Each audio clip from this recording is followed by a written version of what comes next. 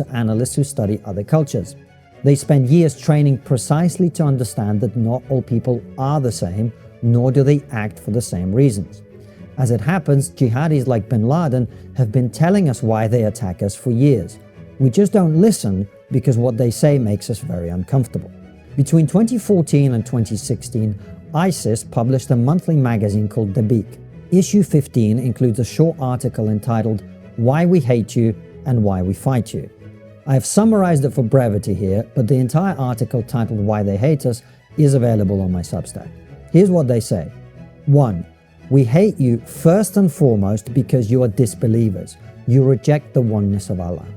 Furthermore, just as your disbelief is the primary reason we hate you and fight you, as we have been commanded to fight the disbelievers until they submit to the authority of Islam, either by becoming Muslims or by paying jizya and living in humiliation under the rule of Muslims, even if you were to stop fighting us, your best case scenario would be that we would suspend our attacks against you in order to focus on the closer and more immediate threats, before eventually resuming our campaigns against you. You cannot halt our war against you. At most, you could only delay it temporarily. 2. We hate you because your secular liberal societies permit the very things that Allah has prohibited while banning many of the things He has permitted. Your secular liberalism has led you to tolerate and even support gay rights, to allow alcohol, drugs, fornication, gambling, and usury to become widespread, and to encourage the people to mock those who denounce these filthy sins and vices. As such, we wage war against you to stop you from spreading your disbelief and debauchery, your secularism and nationalism, your perverted liberal values, your Christianity and atheism, and all the depravity and corruption they entail. 3. In the case of the atheist fringe, we hate you and wage war against you because you disbelieve in the existence of your Lord and Creator. 4.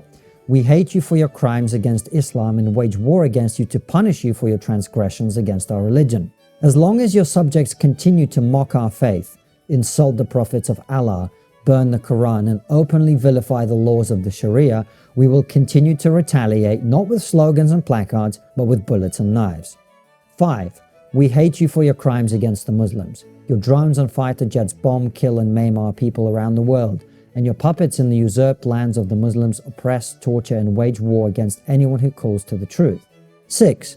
We hate you for invading our lands and fight you to repel you and drive you out. As long as there is an inch of territory left for us to reclaim, jihad will continue to be a personal obligation on every single Muslim. Now, I know what you're thinking. See, Constantine, Dave was right all along.